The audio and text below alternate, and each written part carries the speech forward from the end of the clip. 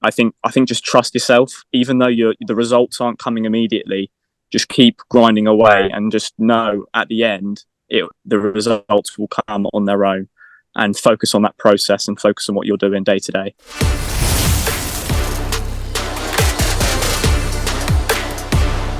Welcome once again, everybody. This is Josiah Igano of the All Things Performance Podcast. Blessed to have the Swiish golf team here again for part 2 of our conversation. Last time, we talked about the similarities and differences between being an amateur and a pro golfer. And today we're going to talk about the growing pains, right? How do golfers, young pros and amateurs, in this case, how do you deal with the growing pains, right? You want to make golf your profession. You want to make it your full-time. There's also growing pains, as we know, that come with that. And so, guys, welcome once again.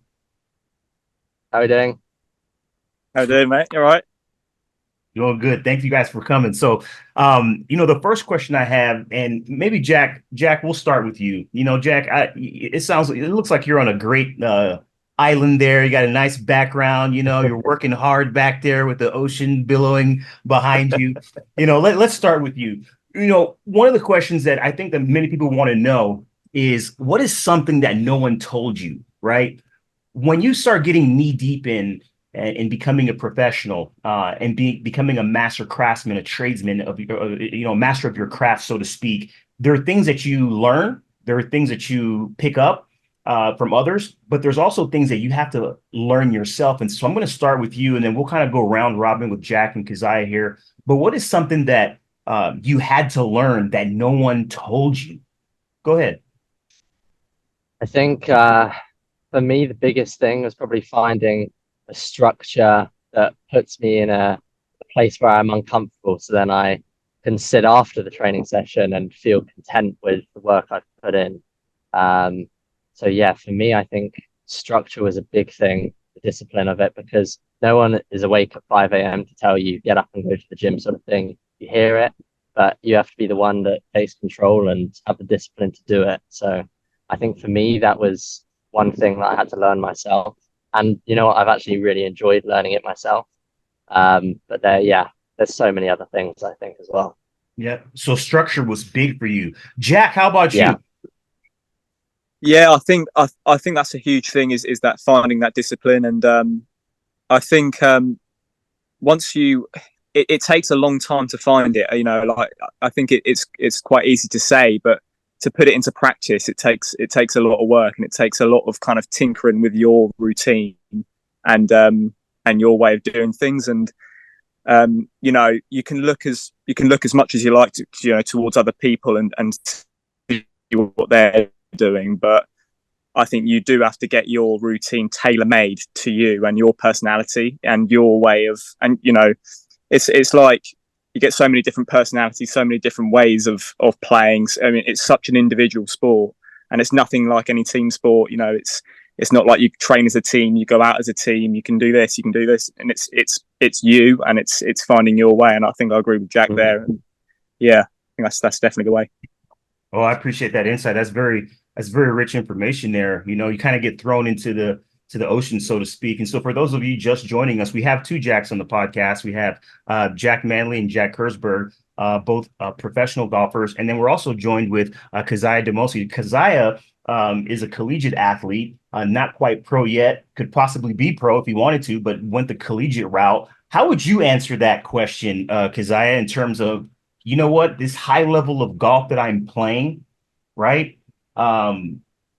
No one told me about this, but I had to learn the hard way, or I had to learn in a very tough manner. How would you answer that question? As you mentioned, as a collegiate golfer, there's a lot of traveling.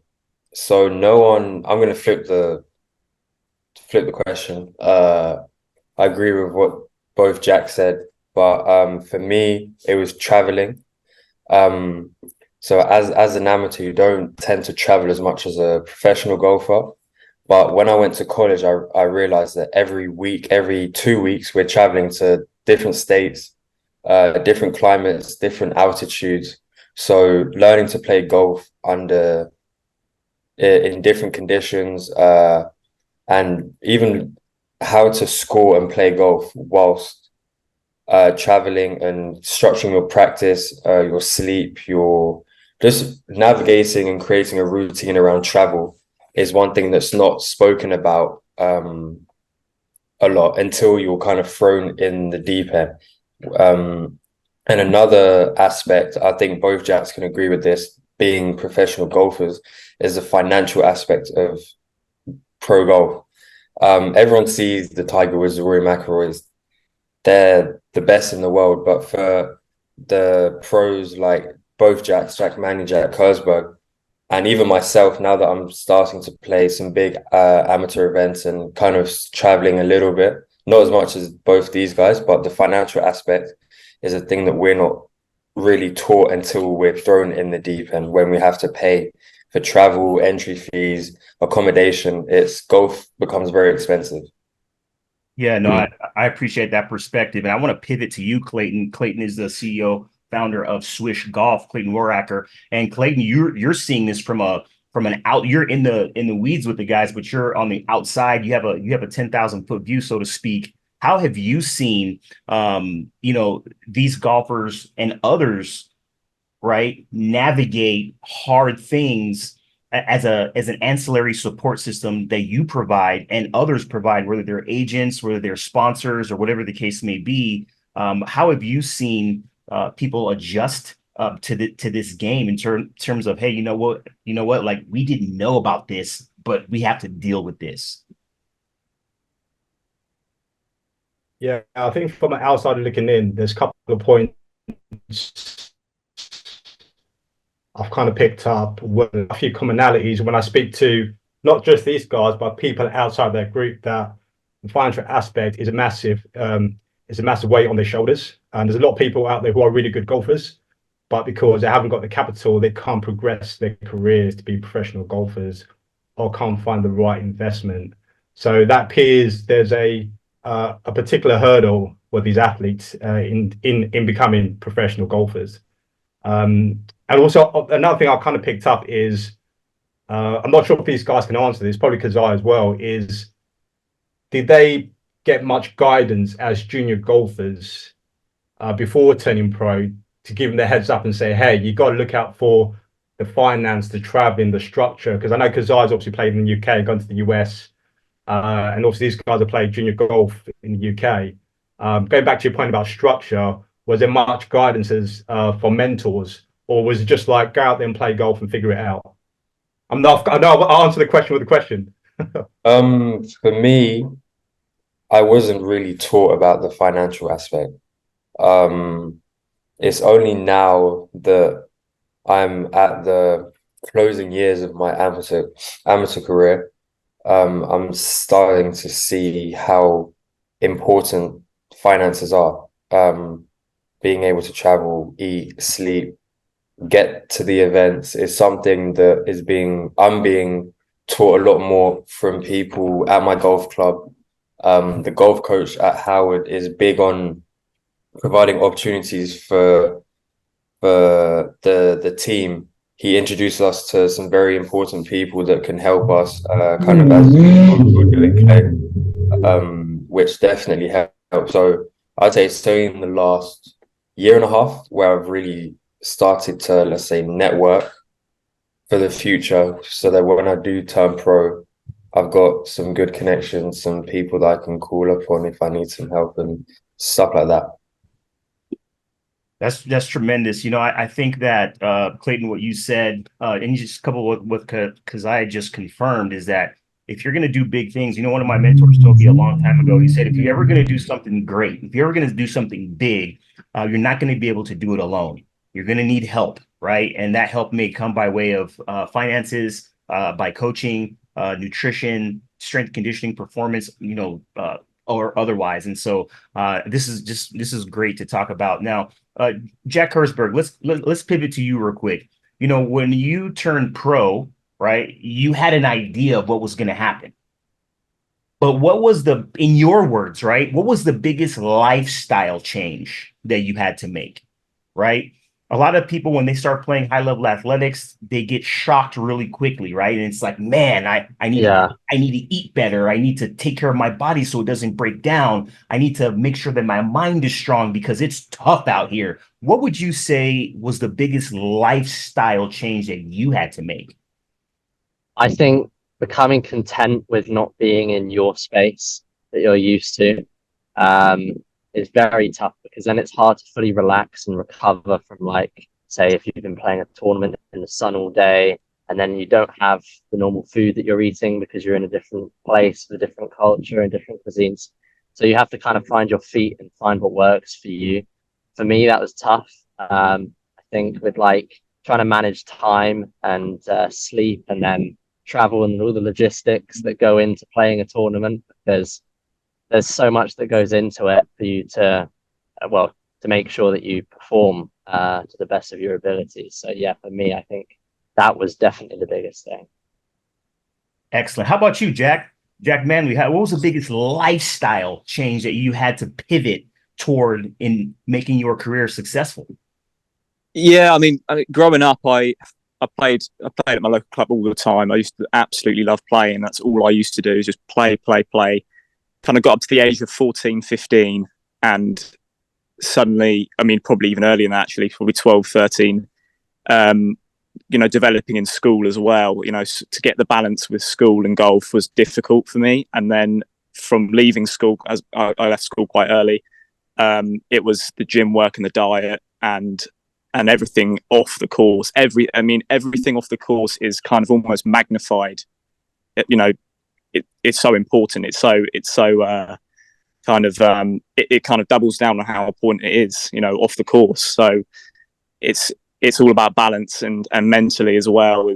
It is draining to change that quickly. Going from school in your comfort zone, as Jack was saying, trying to get out of your comfort zone a lot, and leaving school and suddenly realizing this is my job. This is everything off the course I'm doing for this, and it is different from purely enjoyment to kind of focusing on other aspects.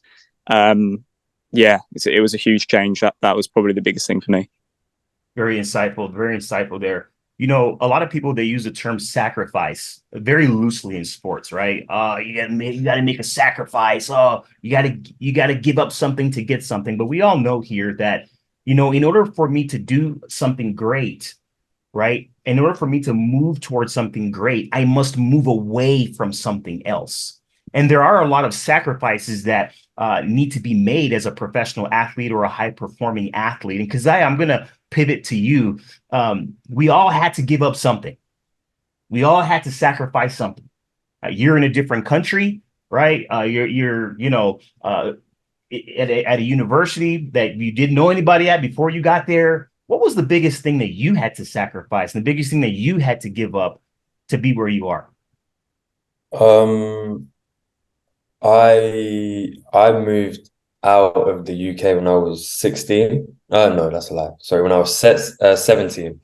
When I was 17, I moved to Spain. I went to a golf school in Spain for 2 years.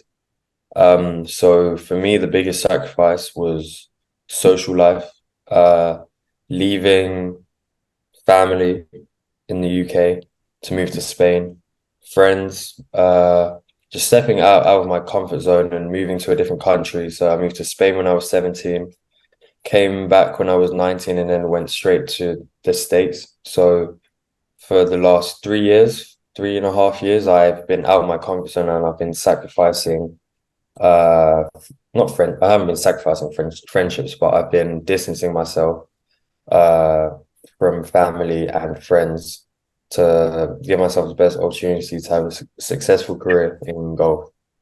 So for me, the biggest sacrifice is just home, let's say. Wow. That's huge.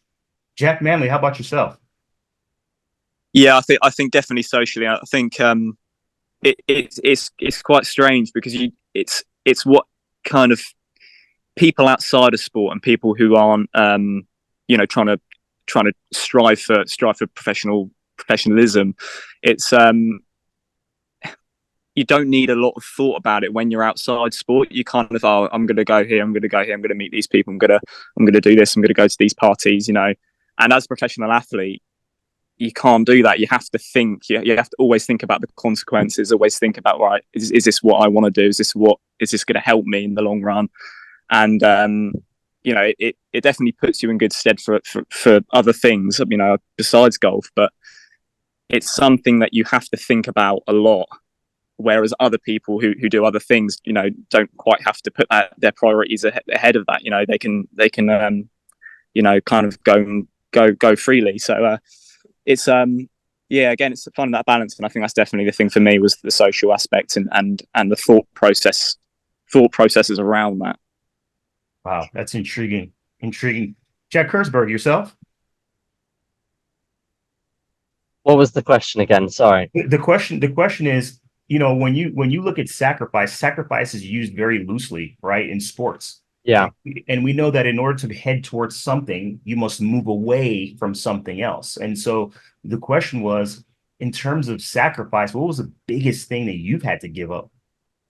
For me, it was definitely social life. Definitely. I think social life and going to parties or dinners or whatever it might be, however you like to spend time with your friends, is a fairly easy option. And it's hard to give up for something that you're working hard towards, and it's a grind. You might not enjoy all of it. So it's a difficult one, but you have to kind of look past that and look at what it's going to give you in the long run, and the progress that you'll make, and then you enjoy the progress and the process once you get into the rhythm of things. So yeah, for me, it was definitely the social life. Yeah, definitely a common theme with you all here, and thousands of athletes all over the spectrum here. Jack, we're going to stay with you here for the next question. You know, when you look at businesses, right, entrepreneurship, the majority of businesses, they fail within the first 3 to 5 years.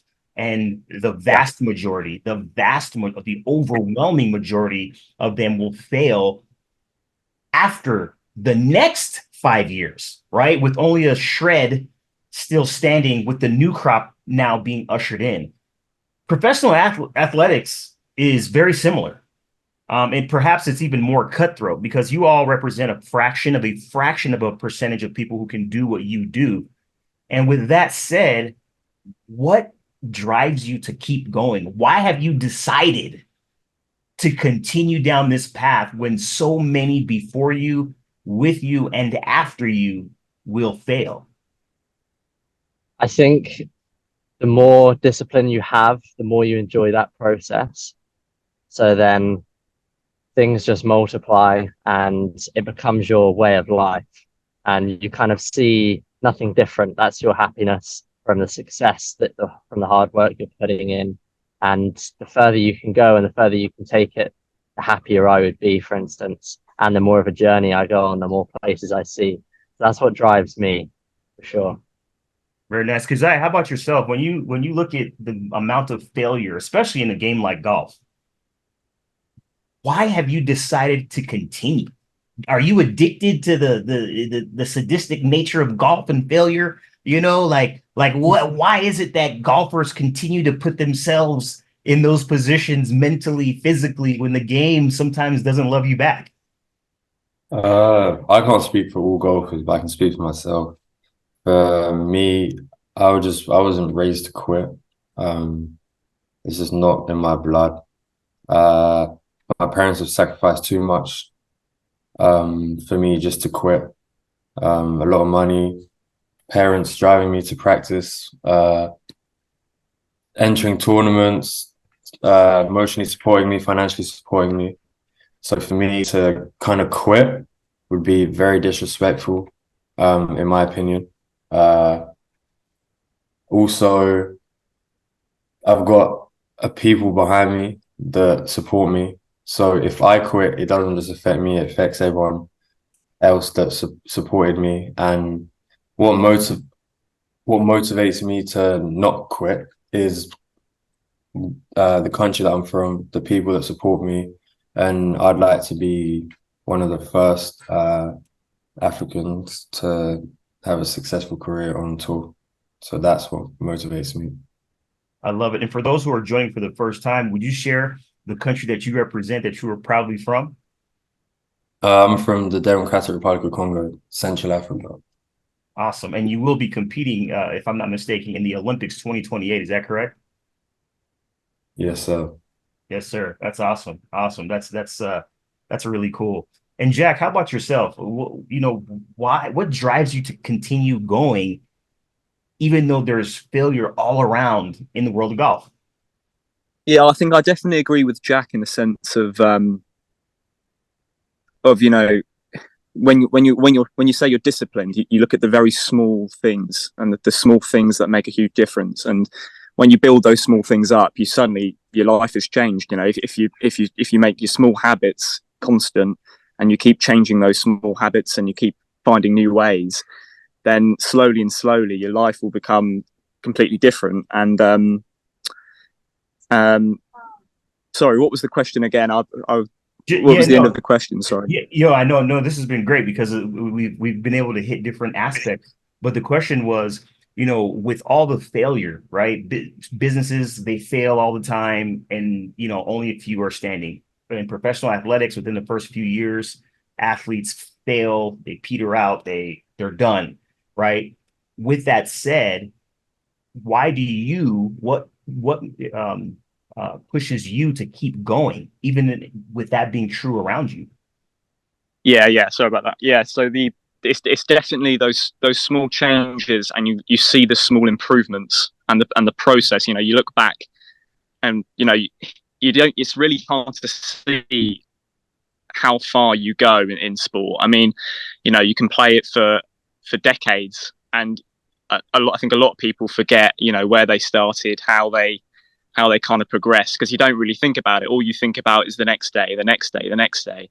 And you always think about those little small improvements, but it's very rarely you look back. Very, very rarely do you kind of stop and think about, the journey you've been on. And I think that's what initially brings a lot of people back to it is, they get so engrossed in the process and so fixated on the next day and trying to improve, and then when they look back and you're that close to quitting, you so want to just pack it up, but you look back and you think, oh, actually I've improved here, maybe I can keep going and get that little bit better. And I think it's that addictive nature that brings people back. Yeah, I could definitely see that. Jack, we're going to stay with you here. Very blunt question, and feel free to answer in a very straightforward manner. What is the most painful part of being a professional golfer? That's a good question. I would definitely say the biggest thing for me was the traveling. Soon as I made it my decision to make a career out of it, was the traveling was the difficult part for me. Off the course stuff, but on the course, in the way of what makes me angry at times is just how from day to day you can feel like you've cracked it. You feel like you feel like you've got the formula. You know what to do. The competition day comes. You go through your processes exactly the same as you have done, and it just doesn't work out. And that's the same with everything. And it's that's definitely the thing I find the most difficult is feeling like you've got it one day, and when most times when you get in a competition you have to adapt, and sometimes it doesn't work out, and you can sit there forever thinking how and why it's not working out, but you're going to drive yourself mad. And sometimes you just got to put your hands up and say, that's the way it is. And that's definitely what's most frustrating for me is feeling like you've cracked it. The next day it's gone and you've got to start again. So yeah. Jack Kurzberg, what is the most painful part of being a professional golfer? I think there's two answers in my opinion. The first is losing. Nobody wants to lose with the amount of work we put in. But the thing that's even then more painful is the extra work you put in after losing to not do that the next time to go and win. And that can be in the lonely dark mornings of the winter in the UK where it's just rain, you're on your own, you're in your own head, but you know you've got to work harder than before. So for me, yeah, that's definitely the most painful. No one likes losing. I love that. Because I'm going to ask you the same question, but before that, caveat, you have the benefit of being a part of the Swish golf community, right? The crew here. What have you learned from Jack and Jack, right? What have you learned? What is the biggest nugget of wisdom that you've taken from them? And then also, you can feel free to answer the question too, as far as what is the most painful thing for you in terms of being a golfer? So having both Jacks as part of the Swish team, it helps me because they're at the stage that I want to get to next. So using both Jacks as role models for stuff like how they deal with travel. I know Jack Manley, actually both Jack played well in the Open qualifier. Just using that as motivation, being like, oh, I know this guy, he's beating me, so he motivates me to want to go beat him next time. I know Jack Manley had a good finish at Tandridge. I actually played Tandridge the week after, so I was like, hey, I know he shot a good score. I'm going to try and beat Jack on the course that he played well on. So having these guys as role models and kind of trying to beat them, so that because these are guys that I'm going to have to try and beat when I do get there. So using that early connection with them to motivate me for professional golf. I'm blessed to have these two Jacks as role models.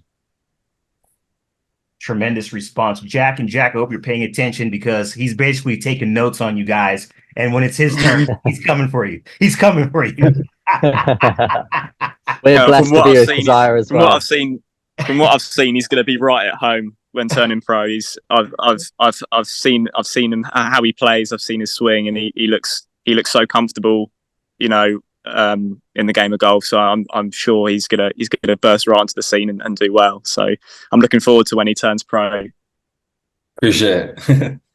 That's awesome. That's awesome. So, you know, what I want to do right now is I want to shift gears. We're going to, play a little game of fill in the blank. You're going to put you on the spot here. And I'm just going to give you a statement and I want you just to fill in the first thing that comes to your head and your heart. Right. And so, we'll do a pivot here with Clayton because I want to include Clayton in here, because you've gotten a chance to see it from a different lens.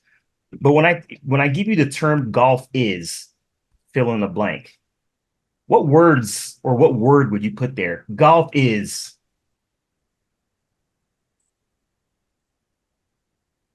I'll say frustrating. Very frustrating. Enough said. Jack Kersberg, golf is. A love-hate relationship. Jack Manley. A journey. I like it. Keziah, how about yourself? I'd say lifestyle. Very nice. Very nice. And for these next three, Keziah, we'll start with you. Same thing. My worst enemy is Myself. Manley. Myself. Kersberg. Out of bounds.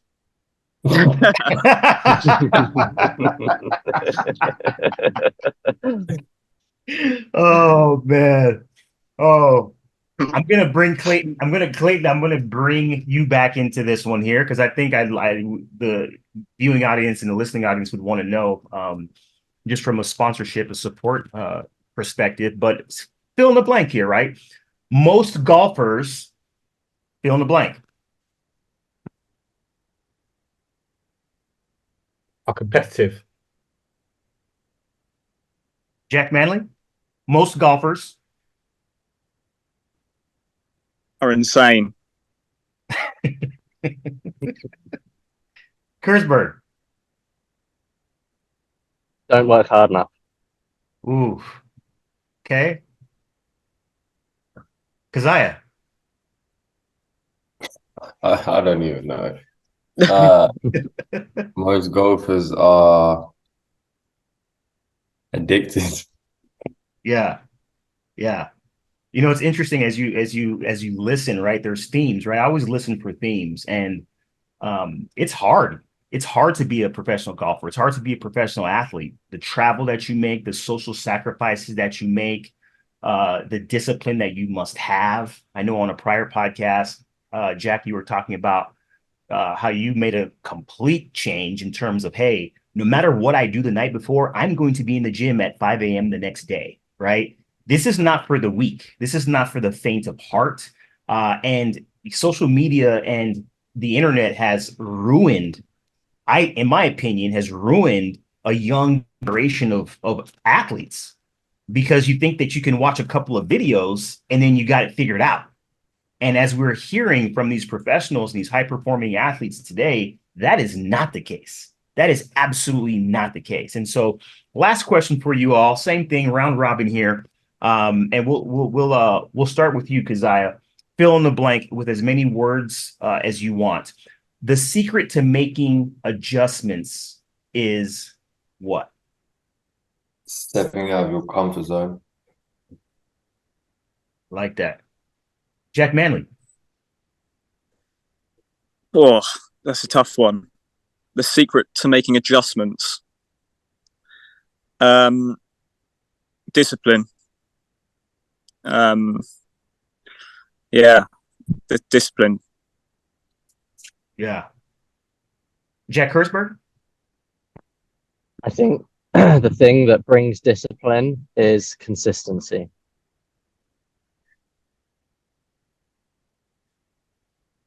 I like that. You know, I think it was Mike Tyson, and he said something very powerful when he was, you know, at the peak of what he was doing. Very explosive personality. One of the greatest case studies in professional sports, I believe, that there is to study. And he said discipline is doing the thing that you hate, but doing it like you love it.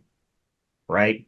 And discipline is what is going to get you through, right? Consistency is what is going to get you through. Making adjustments, as Keziah mentioned, you know, it hinges on getting out of your comfort zone. I mean, leaving home at a very young age and living in a different country, and just being comfortable with being uncomfortable, which you all have exuded, has been very powerful. And so, as we get ready to close today, I just want you guys to speak from your heart, and we'll just do round robin. Clayton, will end with you, right? We'll end with you, but let's start with Jack Manley. What is one piece of advice that you would give a young golfer, a professional golfer who has just started his or her career, in terms of growing pains and adjustments, right? Just in your own words, like, hey, you know what? Like, let me just, you only have one nugget to share with them. What would you tell them today as it relates to dealing with the growing pains and the adjustments of being a young professional? Yeah, I think it's one of the hardest things because your aim is to progress each day. You want to get better and better and better, and you try everything you can to make that possible. And it's so frustrating when the next day you feel like, you know, you want to progress and you don't feel like you're getting anywhere. You feel stuck. You feel like you're going backwards. And I think that's definitely the biggest thing is trying to, it's kind of disconnecting yourself from the result almost and feeling like you've got total trust in what you're doing. And I think just trust yourself, even though the results aren't coming immediately. Just keep grinding away and just know at the end the results will come on their own, and focus on that process and focus on what you're doing day to day. I love that. I love that. In essence, you can't get, you know, one of my old mentors says you can't get fooled by what you see, right? And you have in essence said that you can't get caught up in what you're not seeing. You have to just keep on putting in the work, knowing that it's coming one day. I love that. Jack Hertzberg, how about yourself? What would you share with a young up and coming golfer in terms of dealing with growing pains and adjustments? I think learning to love the process will help massively, because then you'll be able to pinch yourself every now and then, look at where you've come from and the progress you've made, but then at the same time, just learning little bits about, I don't know, the way your body moves or like the intricate things of golf. you'll enjoy. And if you can enjoy that, you won't feel as if you're working hard and working as hard as you really are. So I think that's probably the biggest thing, because then it will teach you discipline without you really trying. I love that. I love it. And you know, a lot of people say what you have just said, like enjoy the process. It's very overused, but until you actually do it, until you Yeah. actually are immersed in it, you will never experience the things that you have just shared. You'll never experience it. You just have to get into it, right? And so I love those words. And then, how about yourself? I mean, you're young. I mean, you're a young golfer, you're literally a collegiate golfer at this point in time at the recording of this podcast. What is something that you would tell somebody who is looking up to you in terms of how to deal with growing pains and adjustments? I'm big on not quitting. You probably hear me blabbing on about don't quit. Results won't come immediately.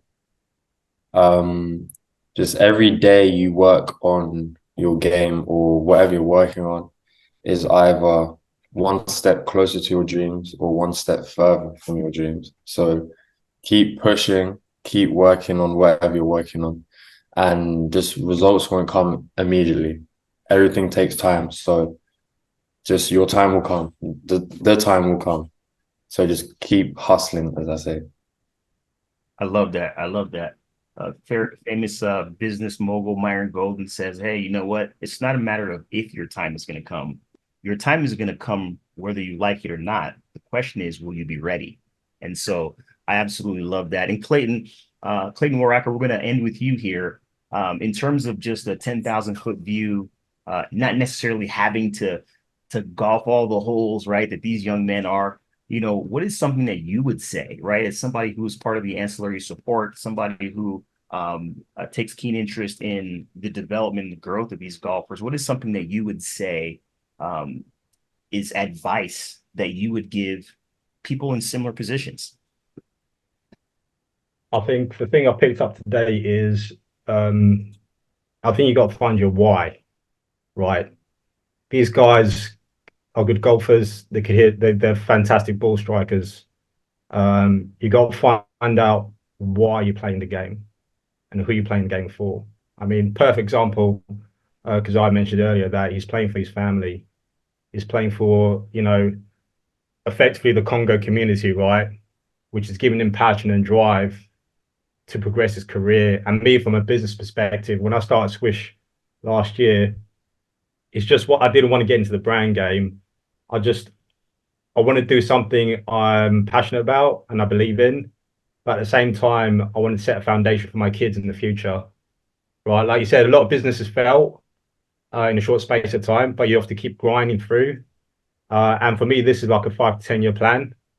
And now I work with the, Team Swiish with these guys. It's giving me an extra incentive to keep pushing through. So it's adding to the package and giving me that extra passion to do what I love with building the brand. So I think you really got to find why you're playing golf, because everyone can play golf, right, at a high level, but you got to find out why you're doing it. And I think once you find your why, that give you the extra hustle you need to keep you pushing and keep you going where you need to be. I love that. I love that. You have to have a why. It's the engine behind what we do, right? And whether it's external for some or internal for others, if you don't have it, you're going nowhere fast. And so I love those words. This has been tremendous, fellas. This has been tremendous. And I hope that those of you listening and watching today are taking from this, because there has definitely been some thematic elements that kept on repeating themselves. And once we apply those to our lives, we'll be able to reap the benefits. So for my guest, the Swiish golf team, Jack Manley, Jack Kurzberg, Keziah Demosi, and Clayton Waracker. This is Josiah Igano. Have a tremendous rest of your day.